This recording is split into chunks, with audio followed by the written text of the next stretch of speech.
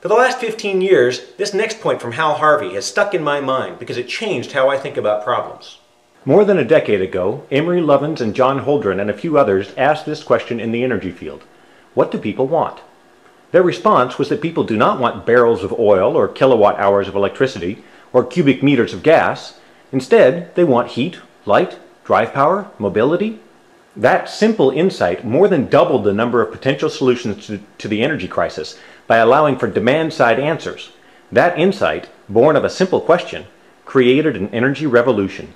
So the second technical solution is to reduce carbon emissions by reducing actual energy demand while retaining the function. There are huge gains to be made quite easily here. Compact fluorescent light bulbs, better fuel efficiency standards for cars and trucks, weatherizing buildings, Energy Star appliances. These are all on the shelf right now, and they all accomplish the same thing, but using less energy and therefore emitting less carbon. We'll have to work at it, but a lot of this has the potential to end up paying for itself through the savings in energy purchased. Basically, it's just being smarter, more efficient with the energy that we use.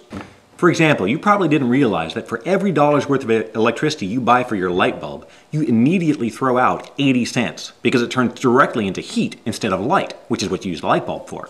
If you think government taxes are bad, this heat tax is even worse because it's 80% and no one even provides any services with that. You just throw that money literally out the window. In fact, if you're not in a cold climate, it's worse than just throwing it out the window. You'd do well to just throw it out the window. That would be smarter than what you're doing with it right now. Because when the heat from that 80% tax you pay on your light bulbs doesn't go out the window, it stays in your house and warms it up. So if it's a nice day out, you then turn on your air conditioning, spending even more money. All because you were using what William McDonough calls fairly efficient heaters, which happen to give off some light. In terms of the thermodynamics, using one of these things is like walking into your dark kitchen at night and turning on your electric burners to see by. These things are ridiculous. So thinking like Hal Harvey, can we get the same function without throwing away all that energy? You bet. Compact fluorescent bulbs are more expensive to buy, but end up saving the money by using less electricity for the same light, and they're getting better all the time. How about this old saw? Drive less, or get a car with higher gas mileage. If your manhood can't stand small cars, drive a biodiesel. A cool trick, the mileage doesn't really matter since it's close to carbon neutral. In fact, if you plant some grass in the roof and bury the clippings, you could be carbon negative. You don't even have to stop your weekend mudding, just do it in a diesel truck. I told my students that they should buy me a diesel Hummer 3, and by running biodiesel in it, I'd be better for climate change than the math teacher's Prius. Since then I've learned that Hummers don't come in diesels, and no one started the collection yet. But a guy can dream. There's tons of innovations going on right now and all sorts of products to bring you the same functionality, but at greatly improved energy efficiency. It's pretty slick. Save the planet while saving money. The third basic technical strategy for reducing the concentration of CO2 in the atmosphere really has nothing at all to do with the emissions. It's simply to go the other direction, to actively pull carbon out of the air and put it someplace else. This is often called carbon sequestration. Just like when a jury in a high-profile trial gets sequestered, they get put away, except the carbon doesn't get a book deal afterwards. When my students see for themselves that the problem is too much CO2 in the atmosphere, I CO too much CO2, as one put it. Cute, huh? They almost invariably start asking if there's something that we can do to put in the air to neutralize the carbon. Well, there's no way to neutralize it as such, but there are some ideas about complicated systems that you can attach to your coal-fired power plant and try to capture the CO2 coming out and inject it back underground somehow. Now, those are really complex and high-tech and energy-intensive, but maybe they'll be part of the solution. But I tell my students that we already have a mature technology that will capture CO2 from the air and turn it into a solid form, which we can then dispose of. This device is already available, and it's remarkably durable and low maintenance, almost to the point of being self-repairing in a limited sense. In fact, one of the most ingenious parts of it is it's also pretty close to being self-assembling. So once you have the basic kit, you can just do a simple installation and go away while it does the rest. Because of this, it starts out small so it's easy to transport, and as it captures the CO2, it stores it on site in handy packages that are then easy to haul away. You'd think these would be really expensive, but amazingly, these devices are so cheap that if one does break, you don't even try to fix it. You just install a new one. You don't even have to hook them up to the electrical grid because they're solar powered. So you can even put them in remote places. Their emissions are benign, even helpful. Maybe the CEI could do an ad about that. And they're not an eyesore. In fact, many people actually like to look at them and hang around in their shade. And the waste that they produce, the solid form of the carbon, actually can be useful as a building material. Have you guessed what the device is? A tree. And all you need to get one of your own is this little package of instructions on how to make one out of air and water stitched together by solar energy. Install it in the ground and it almost immediately starts to assemble itself, pulling CO2 out of the air, stripping off the carbon to reassemble into wood, leaves, fruit, and spitting out the waste oxygen for us to breathe. Pretty cool trick, and these will definitely be part of the solution.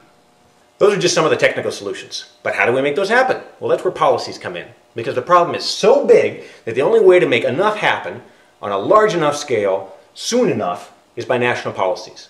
And I hate to break it to you, but that's what the government is for. Because the market does some things well, but despite some people's belief in the omnipotence of the market, there are some things that it just doesn't do well. And as I explained in some other videos, because of the long lag times between stimulus and response for a complex system, the market is just doomed to failure in terms of trying to address that problem. So we need national government policies in order to pick up where the market isn't going to be effective at reducing carbon emissions. Some policies are pretty straightforward, like providing significant funding for research into renewable energy technologies and tax breaks for using such technologies. This is necessary as a government policy because renewables cannot compete economically yet with fossil fuels because all of our infrastructure is set up for fossil fuels.